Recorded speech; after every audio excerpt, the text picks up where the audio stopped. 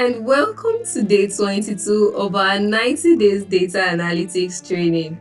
Oh my god, this is way harder than I thought. But we move, right? We are not giving up. We are not giving up. This 2025, no, we are not gonna do that.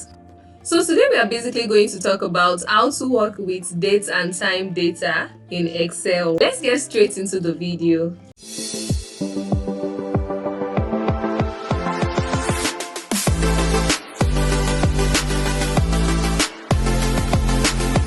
As we discussed in our previous class, I told you that we have different data types, and I also told you that one of the data types that we have is date and time data. So if you have a column whereby you have dates, you have anything date and time related, then that column will be regarded as date and time data type. So we basically use date and time in our analysis to track trends over time. So let's say, for example, in your company, they want to know the monthly trend of sales. Maybe they want to gain insight into the month that we made the most sale, the month that we made the least sale, so that we can further investigate why that is happening. So they may want to know monthly trend of sale, yearly trend of sale, which day of the week do we sell more, or maybe a particular hospital you are working for as healthcare data analyst, and they want to know like what days do people visit the hospital more, so that we can assign more doctors and more nurses on that particular day, so we don't have long patient wait lists on days where we have more patients, you understand? So these are some of the things that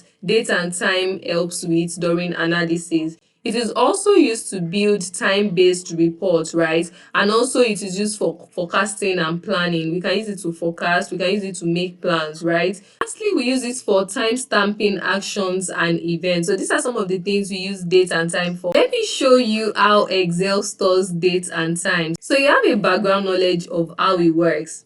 So if I type 1, let's start from here.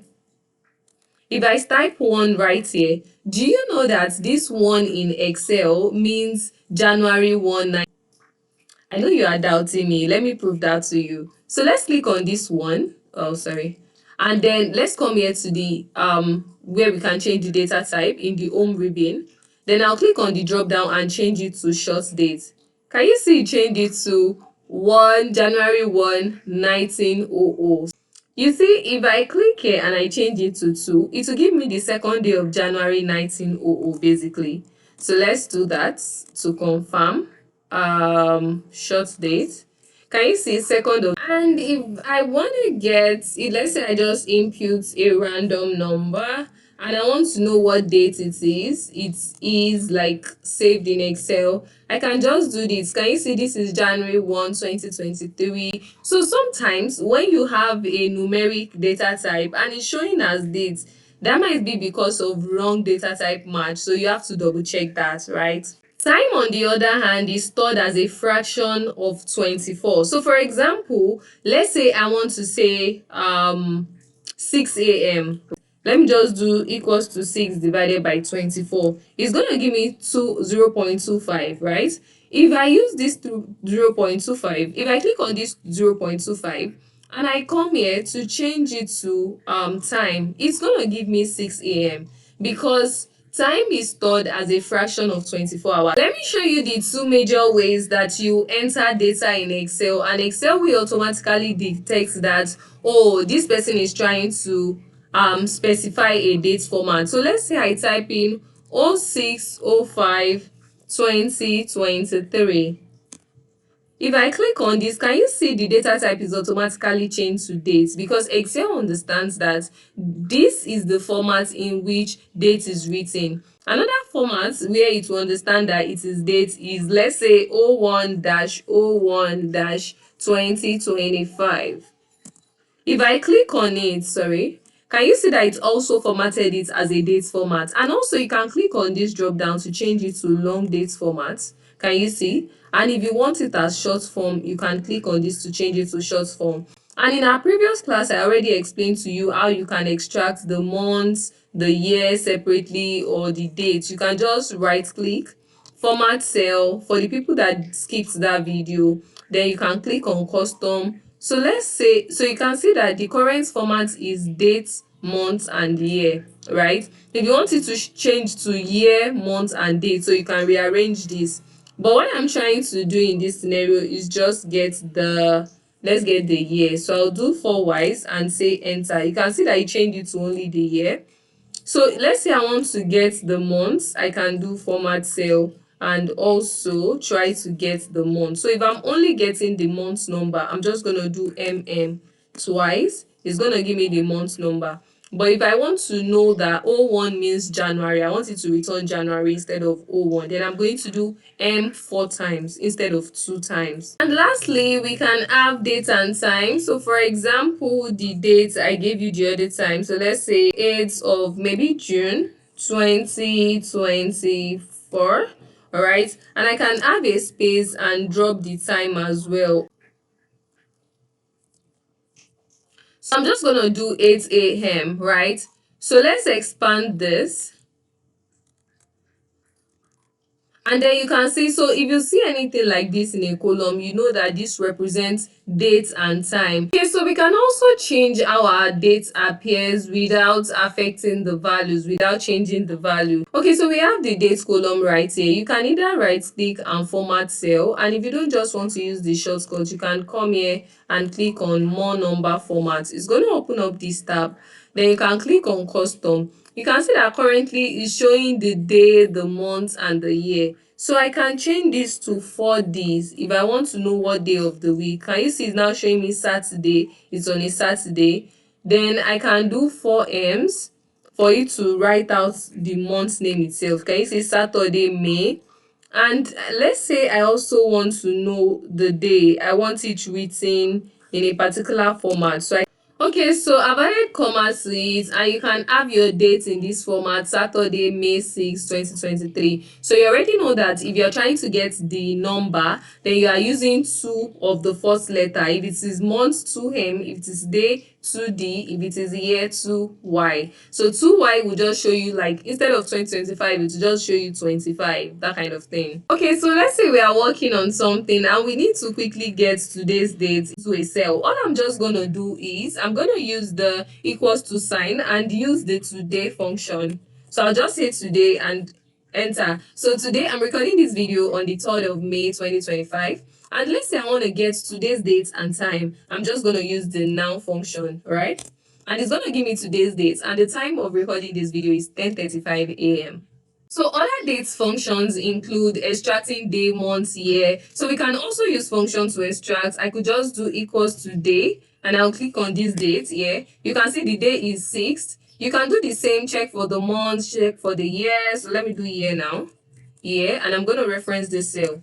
So you can see it's giving me 2023. So these are some of the functions you can also use to extract dates, all right? So if you want to know the weekday, maybe from Monday to Saturday, which day it is, you can just do equals to, then you're going to do weekday, can you see? So you can see that it is on a, 7th will be on a Saturday, I guess. Yeah. Let's say I have this particular date and I want to add 3 months to this date, right? Or maybe they just need it for something. So what you can do to add the date, there's a function to do that. You're just going to do edate, right? And then I'm going to click on the start date. I want to add 3 months, remember. I'll do comma and I'll type in the number of months I want to add. So I'm adding 3 months and I'll close the brackets and enter. You can see that it gave me 6/08/2023. So it has added 3 months to the date. So in case you do that, you use that function and it gives you your result back as serial number. Remember that the serial number means something in Excel. So all you have to do is just come here to change it to dates, and then you're going to actually get the original dates for that serial number. Okay, now let's explore some common time functions. Okay, so let's say I want to put in here, maybe this is like 9:30 with, let's do 5 seconds. Okay, so I have this here. I want to first change it to time data type right here. So I can extract the hour. This is the hour, right? I can extract the hour, I can extract the minutes, and I can extract the seconds using the functions. So I can just do equals to hour, and then I'll click on this and I'll press enter. You can see 9 here. So let's say we want to extract the minutes as well. So we can extract the minutes, click on this, enter. You can see 30 minutes, and if you want to extract the seconds, you just do equals to seconds, and then you can extract that. Let's say we want to know the difference between the current time and the time we just imputed. So I can just do equals to, I want to do now. Now is going to give me the current time, right? So I want to do now minus this time that I have here, right? I'll do enter. you can see that the difference between my current time and the time I have here is 1 hour 12 minutes and 47 seconds. And another beautiful thing is we can add and subtract days. So let's say something happened and then we want to get the estimate for like 7 days later or 10 days later.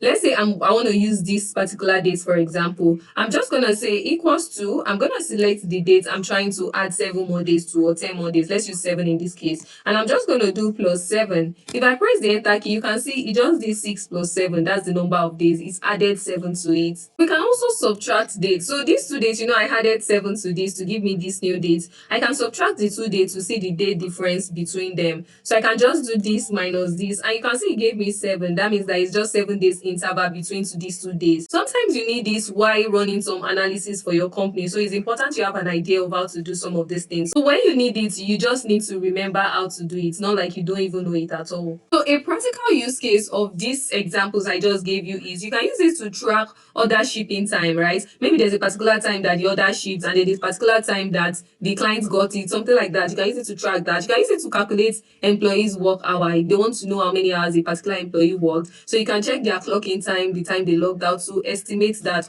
Also, you can use it to create time-based sales dashboard. You can use it to build automatic aging reports. You can use it for a lot of things, basically. So it's important that you understand dates because it is very common when you are working with data sets. Here are some tips you should take note of when you are working with data. You always have to be careful with regional date settings. Like some dates will be in, most of the ones I work with today is like days, months, and year. So you have to be careful. Some are always months first, then day second. So you have to check it out and be very, very careful when working with it.